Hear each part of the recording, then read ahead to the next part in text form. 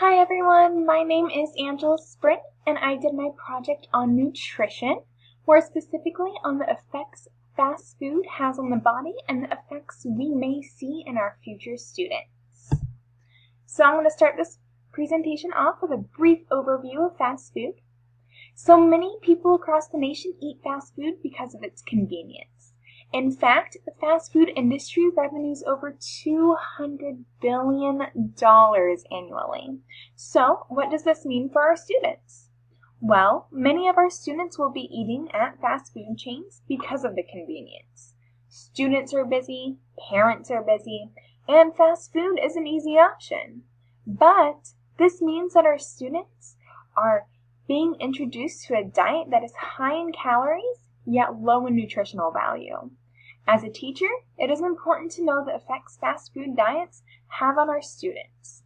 They affect their ability to learn, their well-being, and their overall health.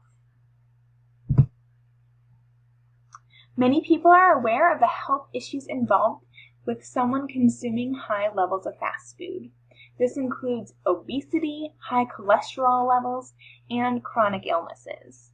But people may also suffer from depleted energy levels, self-esteem issues, poor physical well-being, poor mental well-being, and depression. Looking at our future students, they may experience any or all of these. But fast food also hurts our students academically. Students experience decreased concentration levels and slower academic growth. On average, test scores are 20% lower for students that consume high levels of fast food compared to their peers that do not eat fast food as often. If we were to look at today, we could say that 34% of students eat fast food. Looking at this chart from the CDC, we can see the average calorie intake for our students. For example, 65.7% of our students ate no fast food. But on the other hand, 12.1% of our students got more than 40% of their calories from fast food options.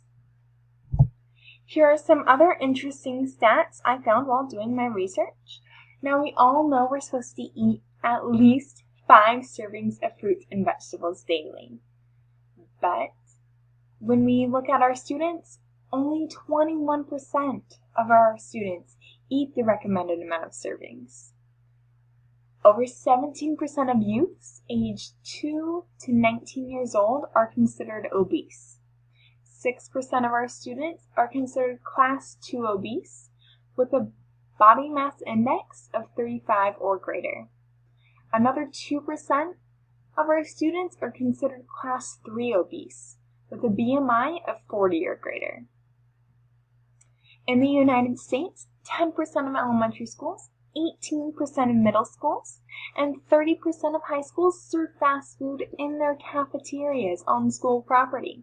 This also leads to students having access to the fast food when they should be looking for healthier options. And as I mentioned on a previous slide,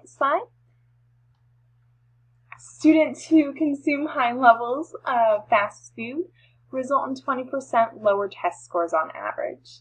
Thus, it's clear to see that our students suffer health-wise and academically when consuming high levels of fast food. Now you might be wondering, what can I do as a teacher? Well, teachers can advocate to teach students about healthy eating. You can reach out to school health professionals and make nutrition a school priority. Take opportunities to teach students about the food they're putting in their bodies and about making healthy decisions. You can encourage your students to start forming lifelong healthy habits that will follow them into adulthood. And for students that are struggling academically, offer your students extra support and extra tutoring options to help bring them up to par with their other students. Here's my list of references. Thank you so much for watching my video. I hope you learned something new, and I hope you have a great day. Thank you.